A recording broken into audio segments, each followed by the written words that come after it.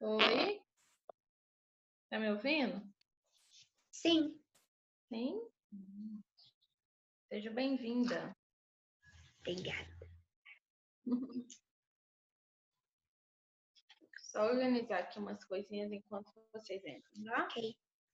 Ô, Diana, vai começar em qual página? Só pra eu deixar ela arrumada.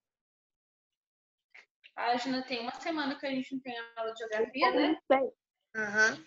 Página 57. Vamos falar dos povos indígenas. Sim. Tá? Vamos abrir o livro na página 57, tá? Uhum. Bora, eu vou compartilhar minha tela com vocês, mas é bom vocês terem o livro em mãos para vocês fazerem as marcações importantes que eu fico pedindo vocês para fazerem, né? Então, fiquei com o livro em mãos, tá? Vou arrumar só minha tela aqui. Melhor. Muito bem, meninos. Vou deixar para fazer a chamada no final, tá? Como eu fiz ontem. E importante, né? Passar para vocês é que no finalzinho também eu quero fazer umas explicações, tá? De algumas coisas, principalmente do nosso dia de amanhã, tá bom? Como que vai ser? Bem, a gente tem atividade de sondagem, mas vocês vão ter que ir lá na escola, no drive-thru, tá? Buscar atividades, que tem atividade para vocês lá. Tá bom? Então vamos lá. Deixa eu compartilhar minha tela com vocês. Tá tudo legal. Tá aberto aqui. Tá carregando, agora vai ficar visível para vocês, tá bom?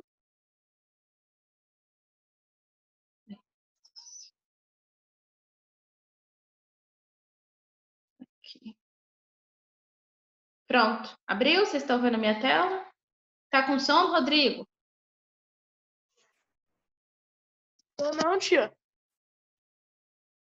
Tá com cara de sono? Sua câmera ficou travada bem no seu rosto com a cara de coragem. Tô não, tia. Marisa Adora, Vitor Gabriel, Ana Clara, ativem as câmeras. Heloísa.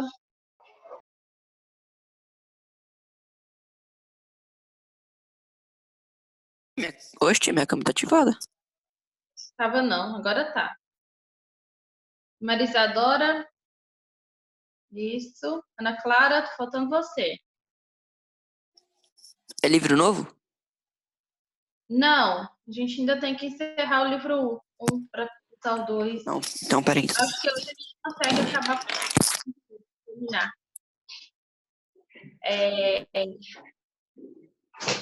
Cadê a Kathleen? Ah, tá aí. Ótimo. Então vamos lá? Abre aí na página 57. Vamos falar um pouquinho dos povos indígenas, né?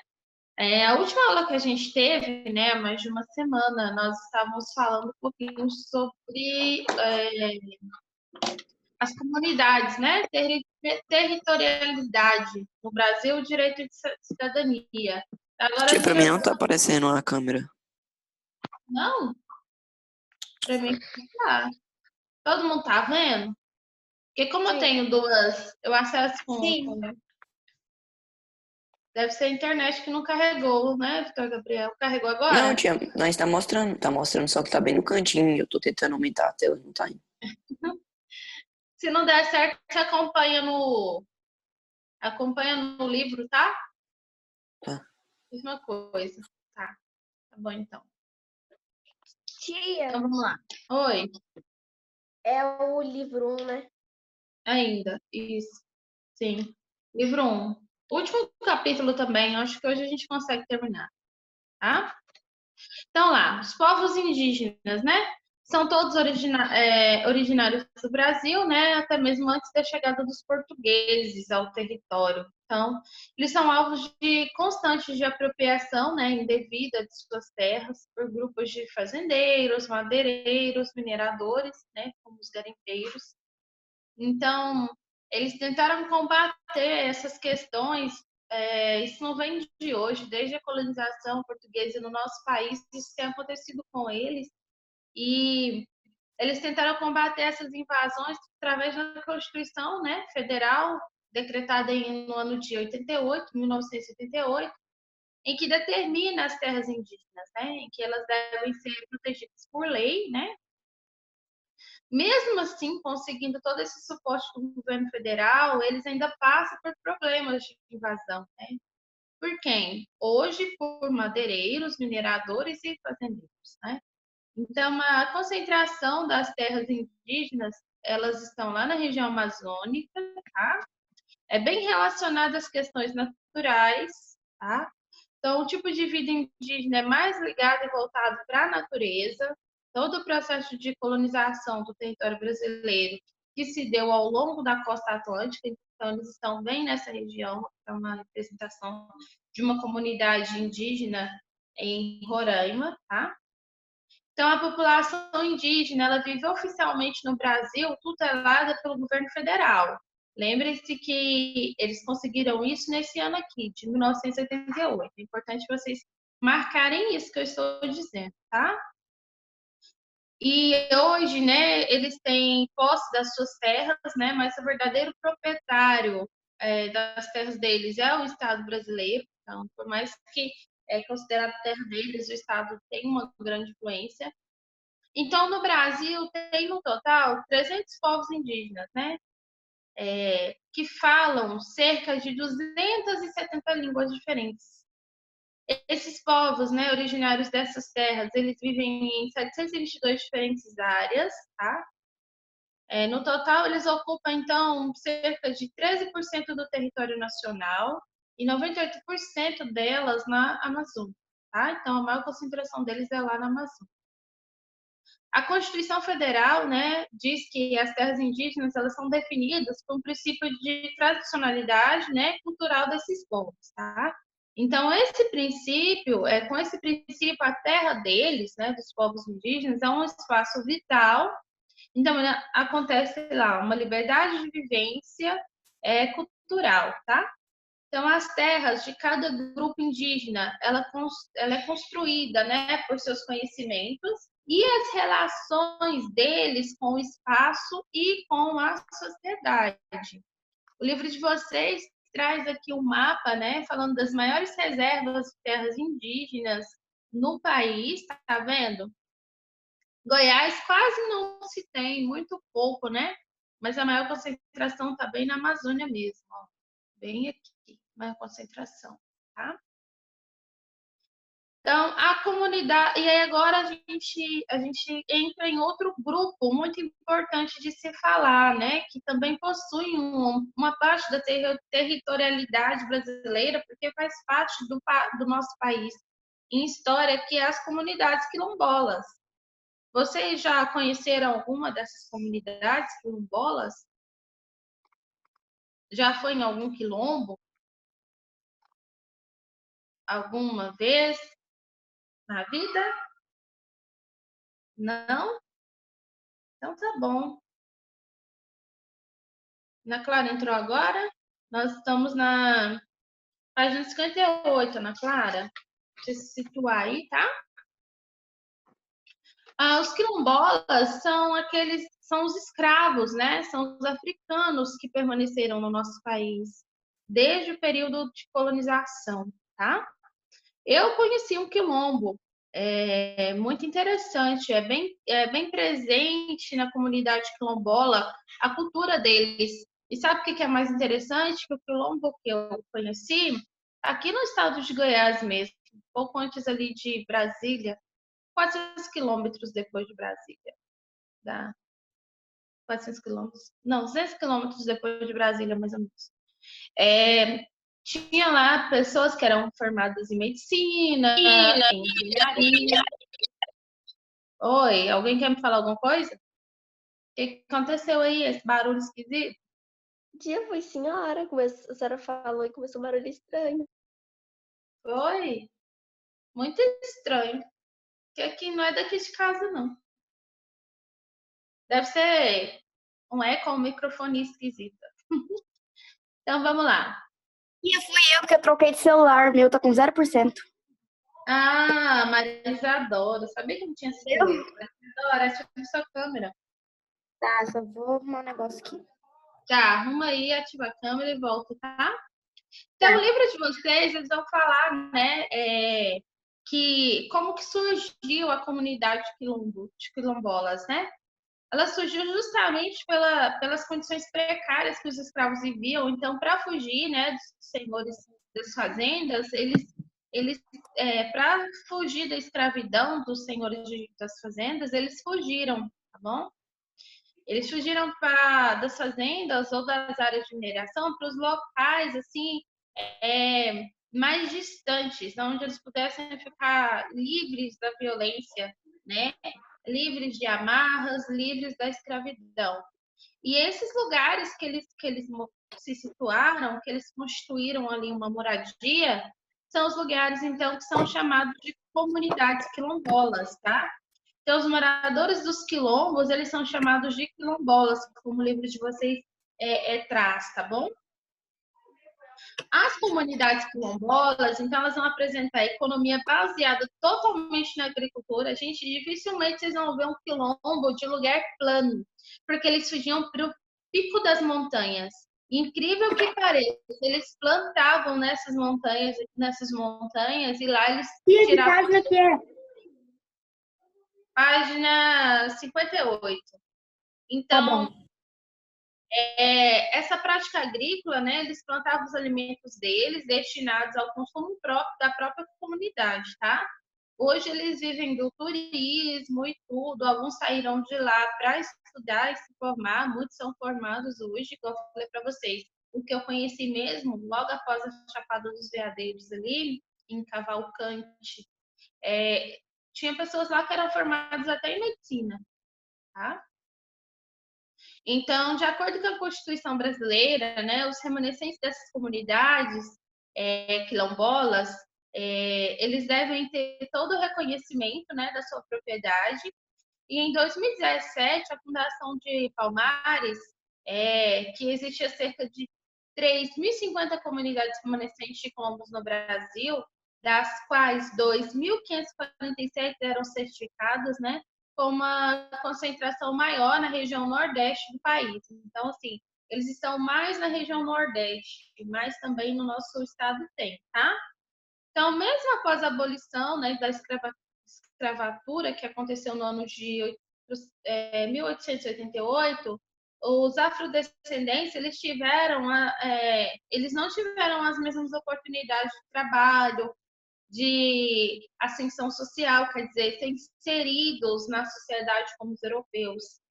Então, por isso, aconteceram sim, muitas pesquisas que mostram, né, que atualmente a diferença que tem no acesso deles à educação pública, a qualidade de vida e moradia, né? Então, percebe-se também a diferença de salários, né, entre os dois grupos. Então, os menores salários são para as pessoas afrodescendentes. Então, esses fatores ainda sinalizam a existência de uma desigualdade étnica no país, tá? Tanto no nosso país também, não é diferente, não só na Europa, como no nosso país também. Então, aqui no Brasil, ó, essa é a concentração, né, do número de comunidades quilombolas que se tem Tá vendo aqui, ó, o estado de Goiás, tá? Aqui é uma quantidade de 8 comunidades no estado de Goiás.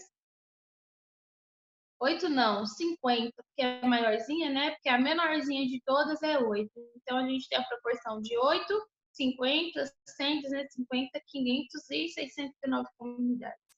Os maiores é a que possui as maiores comunidades, como na Bahia, tá vendo? Região Nordeste, tem 619, 500 a 619 comunidades quilombolas lá, tá? Também é característica do pessoal baiano, né? O pessoal baiano já tem essa estrutura mais assim, pessoas mais morenas ou negras mesmo, né? Totalmente por causa dos seus descendentes, tá bom? Então, tem os povos das florestas. O que seriam os povos das florestas? São os famosos ribeirinhos, aqueles que moram ao redor dos rios, tá? É quem tá com a câmera desativada, ativem a câmera. Marisadora, até agora você não voltou. Ativa a câmera. Bom? Então, é aqueles pescadores lá da Amazônia, tá? Que vive disso. Então, aqui nós temos os habitantes tradicionais da floresta amazônica, né? Que são os grupos sociais portadores de identidade étnica também, coletiva, que é os ribeirinhos, os extrativistas, os seringueiros e os castanheiros, tá? Então, eles vivem, né, dessas atividades de extração de produtos da natureza, como a borracha, o açaí, a castanha, os óleos vegetais, a caça, a pesca, né, não predatória, tá? É importante falar isso. E também a agricultura de subsistência. Então, aqui, ó, tem a imagem de como esses povos, eles vivem, tá? Então, esses povos extrativistas, né, são quem que são? São aqueles que retiram os recursos da natureza, tá bom? De modo sustentável, claro, nada para colocar de forma de exploração ao ponto de chegar à extinção. Como, por exemplo, os coletores de pequi no Cerrado, de açaí, castanha do Pará, tá? Na floresta amazônica, as quebradeiras de coco de Babaçu, tá? Na Mata dos Cocais, entre outros, tá bom? Tem aí os caiçaras, né? Que são as comunidades que vivem ao longo do litoral do estado do Rio de Janeiro, tá? São Paulo e Paraná, que são os grupos miscigenados, né? Dos povos indígenas, né? Com o colonizador europeu e com os povos africanos. Então, eles têm aí essa miscigenação, tá? As comunidades caiçaras têm uma cultura própria, né? Que se expressa em música, festas, né? Assim como algumas particularidades de cada comunidade, tá? Então, sobrevive nas áreas litorâneas, tá? Então, eles sofreram também com o processo de urbanização do país após a década de 60, porque aumentou muito o preço das terras, né? Então, essas comunidades, elas lideraram com especulação imobiliária. O que seria isso, né? Qual a questão de investimento, né, em bens de imóveis, como casas, edifícios, eles tiveram que lidar com essa situação. As casas e edifícios construídos por imobiliárias, qual era o objetivo? Ter lucro, né? Então, tipo, ter que alugar ou comprar e pagar um aluguel por isso, tá? Então, eles sofreram com essas coisas. Então, o que eles sofreram também? Com a questão do turismo em massa, né? Muita visitação nas suas terras. Então, os caiçaras, eles sofreram um grande impacto social e ambiental. Social pelo fato de ter aglomeração de pessoas diferenciadas nas suas regiões, tá? Ambiental, né? Derrubada da natureza para construção civil, tá bom? Então, eles viveram muito com restrições ambientais. Então, eles tiveram que praticar as atividades tradicionais deles, como a pesca. Então, no Brasil, hoje, existem outras comunidades tradicionais, também como açorianos, no Rio Grande do Sul, jangadeiros da Bahia, babaceiros do Maranhão, tá? Todos eles têm raízes africanas. Claro que não vai trazer especificadamente é, de cada um, tá? Falar de cada um deles, mas é só para vocês saberem os grupos que têm direito de territorial no nosso país por história e por cultura, tá bom? Aqui tem uma atividadezinha do livro, justamente quase encerrando esse capítulo, né? Marca essa página 60 para vocês estarem fazendo ela depois, tá bom? E aqui Tia, a senhora não vai passar a tarefa na sexta-feira? foi, né? Foi mesmo. Tem uma tarefa do caderno. Não, mas essa tarefa do caderno tá pequenininha, tá? Que eu fiz. Pode ser essa página aqui, ó. 60, dá para vocês fazer também. Então, a gente tem também outros grupos que vale ressaltar, né? Para a gente finalizar até essa questão de territorialidade, que são os grupos do campo e da cidade. São grupos também importantíssimos, né? No nosso país e que devem ser ditos também, tá? A qual também nós pertencemos a esse grupo, tá bom? Vou tentar terminar hoje, vou resumir bem essa parte para a gente encerrar esse capítulo. Só tem mais um assunto para a gente falar e eu acho que dá para terminar, tá? Então, outros grupos, campo e da cidade. Vocês sabem que à medida que aconteceu a evolução econômica, né, foi acontecendo o crescimento social e urbano, aconteceu várias transformações na natureza, né? E na sociedade, no mundo todo. Então, trouxe o quê? A industrialização veio junto com a urbanização, né? Então, foram mudando a realidade das relações de todo o país, né? Tanto social, comercial, cultural. Então, a sociedade brasileira, ela foi se urbanizando. A agricultura, ela foi aumentando a produção, né? Ela teve que ampliar suas áreas de atividade. Então, o campo e a cidade tornou-se aspectos bem conectados, né? Não uma coisa separada, mas bem conectada. Aconteceu, então, aí um avanço na agricultura, que é a modernização agrícola, aumentando, assim, a produção, né, das fazendas. Então, substituiu, então, muitos trabalhadores por máquinas, tá? A solução para resolver esses problemas, né, para esses trabalhadores sem emprego, foi buscar por trabalho e melhores condições de vida nas cidades. Então, aqui acontece o êxito rural, ou seja, a saída das pessoas do campo para a cidade, tá? Qual o objetivo? Melhoria de vida e melhores condições de trabalho. Então, aqui a gente pode falar um pouquinho dos grupos, né, sociais do campo que lutam pela terra. E aqui aconteceu a reforma agrária. O que seria a reforma agrária? Está bem aqui. Distribuição da terra do modo a promover a justiça social, desenvolvimento rural sustentável e o bem-estar das populações do campo, tá?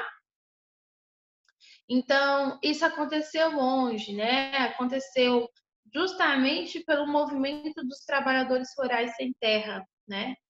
Que são pessoas compostas por essas ligas camponesas que lutaram e lutam pelas suas terras.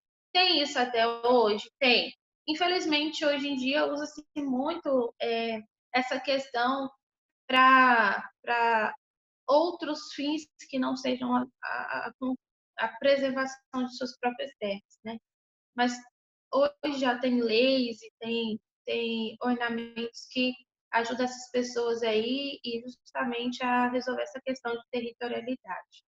Então, a reforma agrária, por que ela foi importante? Porque ela foi, tipo, o acesso à terra, né? Para a grande parcela da população brasileira que vivia no campo. Então, eles tiveram eles puderam depender das suas terras para trabalhar e buscar para o seu próprio sustento, tá? Então, se as pessoas que não tinham a posse de terra, elas tiveram que trabalhar em fazendas, né? Muitas vezes em condições precárias de trabalho, tá? Aqui no gráfico está mostrando aí uma porcentagem da estrutura fundiária, ou seja, quais os setores que mais cresceram, né, em produção no país, tá? Aqui é a separação de grupos por área. Isso aqui é uma parcela, né, dos moradores de imóveis rurais, aqueles que tinham menos de 1 hectare, né, até 50, que corresponde a 81,5% dos estabelecimentos rurais brasileiros, e as áreas de 50 hectares, 10 mil hectares, acima de 10 mil, que se concentrava apenas 18,5%. dos estabelecimentos, tá? Do território brasileiro. Então, aqui, ó, pode-se dizer que as terras do país estão na mão de poucos proprietários, tá? Aqui mostra bem isso. Menos de 1 hectare, né? 12, de 1 a 10, 3,8, 10 a 50, 31,3, 50 a 100, 7,8, tá? E o produtor sem áreas de 1,5. Então, tá aí bem essa repartição, né? Então, vamos passar aqui para o grupo sociais da cidade, né? E aqui a gente entra, então, esse grupo vai fazer parte também dos movimentos políticos e culturais. Eles também reivindicam os seus espaços, tá? Uso coletivo, busca de melhores condições de vida para os cidadãos, né? Luta por moradia, tá? Expressão artística, tudo isso acontece. Mas quais são os problemas que as cidades brasileiras elas apresentam? A falta de saneamento básico e a violência. São os dois principais problemas enfrentados nas cidades brasileiras, né? Então, a Associação dos Moradores, elas foram criadas para quê? Para reivindicar a coleta e o tratamento de água e esgoto, instalação de escolas, postos de saúde, energia elétrica, internet pública, né? Maior policiamento, combate à violência e outras ações do poder público. Então, quais eram os movimentos, né, que lutavam para essas obtenções aqui, né, de serviço público? Era o movimento dos trabalhadores sem tetos, que era o MTST. Esse movimento surgiu no ano de 90, né? Então, eles tinham como membros trabalhadores urbanos sem moradias próprias, tá? Como os operários, os trabalhadores informais, que eram aqueles que trabalham sem carteira assinada, subempregados e desempregados, tá? Então, esses eram as classes que faziam parte desse movimento de trabalhadores sem teto para lutar por esses recursos aqui, ó, para a sociedade, tá bom? E o mais importante para mostrar para vocês é que eles iam às ruas, eles iam atrás de direitos mesmo, então eles procuravam mesmo. A Tia, última tá conseguindo me foi... escutar? Agora estou. Tia? Tia, não tô conseguindo. Tia, o meu tá travado. Não é sua internet, não? Tia, o seu áudio também tá meio bugado. Tem mais gente ouvindo meu áudio ruim? Tia, pra mim tá normal, da senhora. Quem tá ouvindo meu áudio limpo? Eu falo limpo ouvindo bem, sem travar, sem nada. Manda um joinha para mim. Tia, tá conseguindo me escutar agora? O meu tava travado. Acho que os meninos estão falando, o Gabriel mesmo falou que tá normal, gente. Deve ser internet. Eu acho que foi a minha mesmo, tio. Tava aparecendo que tava indisponível. Deve ser internet. Uhum. Aqui, ó, a última vez que o povo, então, né, os trabalhadores sem teto, movimentos de trabalhadores sem teto foram na rua reivindicar seus direitos, foi no ano de 2013, em São Paulo, tá? Foi a última vez. E ali podem marcar, tá? Na página anterior, o que eles buscavam. E aí, meninos, para a gente finalizar, nós vamos falar da organização econômica do espaço brasileiro atual. Então, ao longo da história, né, esses espaços eles foram se desenvolvendo de forma econômica e até mesmo autônoma. Então, a concentração, né, nas áreas produtivas do país, como o Nordeste açucareiro, a região de mineração do ouro em Minas, né, era um exemplo desse crescimento frágil e de forma precária, né? Começou desde a colonização, e as pessoas, então, foram escravizadas para esse tipo de trabalho. Não só escravos, como indígenas também. Então, o processo de industrialização que aconteceu no século XX, o Brasil ele teve um desenvolvimento econômico marcado pela falta de transporte, comunicação eficiente, tá? Justamente das regiões de região para região, para interligar, né, essas regiões econômicas. Já no século XXI, então, a primeira metade do século XX, o país era caracterizado por um espaço produtivo em que cada atividade econômica era independente e autônoma, tá bom? Então, isso aqui ó, teve uma ilha de um imenso arquipélago, né? Quer dizer, o que quer dizer isso? Não tinha uma ligação física e comercial entre todos os setores econômicos no país. O mapa vai trazer bem essa distinção. Mas lá no século XIX, sobretudo no século XX, o Brasil ele passou por uma interação maior, né, do seu território. E aos poucos ele foi deixando de ser um arquipélago, quer dizer, ele foi deixando de ser uma ilha isolada economicamente e passou então a interligar, parcerizar com outras partes dos seus espaços a economia nacional, tá? Então, o mercado consumidor é construído, né, com as lavouras do café, né? O café, ele permitiu, então, que o comércio do interior paulista e os centros produtores da carne bovina, por exemplo, se interligassem, tá? Se industrializassem, tá bom? E com isso, teve a construção de Brasília, né? O território brasileiro, então, passou por uma maior integração com a construção de Brasília, tá? Então, as primeiras indústrias de São Paulo e Rio de Janeiro conquistaram o mercado consumidor nacional e as indústrias mais tradicionais, como as de tecido, né, presentes no Nordeste, nesse primeiro momento aqui, ó, eles se industrializaram, como que eu posso dizer isso? Eles se interligaram através de um transporte de produtos, né?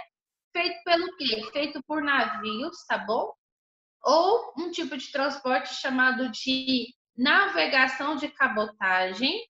O que era navegação de cabotagem? Era um tipo de porto marítimo, tá? Tá bem aqui, ó.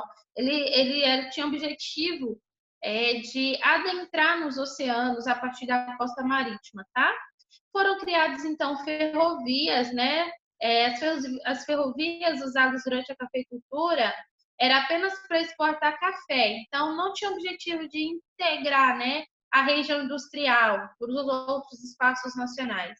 Mas lá no ano 50, década de 50, 1950, as rodovias elas foram construídas então para interligar o Sudeste e com as outras partes do país, tá?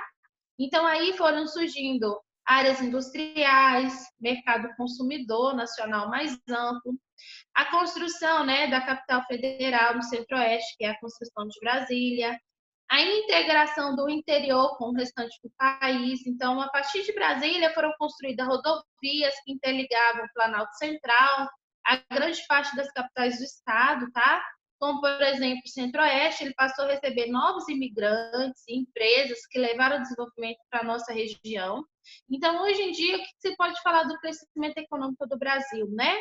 É uma malha de transporte e comunicação com o maior nível de interação, não apenas com a região norte, que foi integrada com o restante do país, mas até mesmo exportação para fora, tá?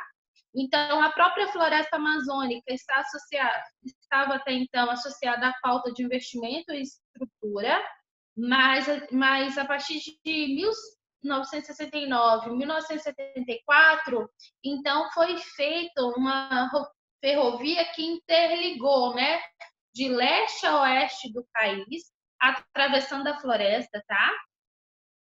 Por quilômetros e quilômetros de extensão, para permitir que as pessoas pudessem ir e vir, né, comprar e importar da melhor forma.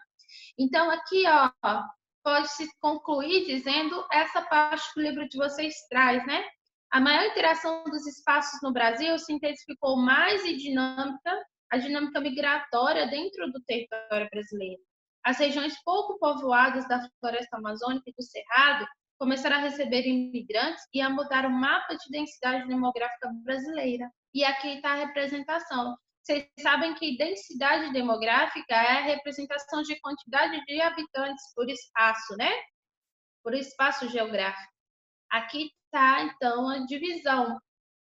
Mais de 100 habitantes, né? 100 mil habitantes, de 25,1 a 100 mil, 10,1 a 25 mil. E aqui está a densidade, como que se divide. A legenda fala por quilômetros quadrados, tá? Então, aqui está a divisão. Anteriormente, isso aqui tudo era cada um no seu cantinho. Agora, tudo se interligou um ao outro, tá bom? Então, por que que isso foi permitido? É importante que a gente cite, né? Justamente com a construção de ferrovias e rodovias, tá bom? Para interligar o país. Então, as principais rodovias que se tem no nosso país. Isso aqui é uma imagem de 2017, né? Não é tão atualizada, mas se encontra assim até hoje. Tá aí, ó, as principais rodovias, esse rosinha, olha o tanto, tá vendo? Interligando o país todo. Rodovias radiais, são esses vermelhinhos. Aí tem capitais, né, do país. E aí a gente tem capitais de estado, tá? Capital de estado também, tudo espalhado aí. As principais ferrovias em 2014 eram assim, tá vendo? Olha o tanto, olha a diferença para 2017, né? E por fim, meus queridos, aqui termina então com a parada obrigatória e a gente encerra o nosso capítulo. A partir de semana que vem a gente começa então com o livro 2, tá bom? E deixa eu falar para vocês aqui, antes da gente finalizar tudo, como que vai ser amanhã, tá?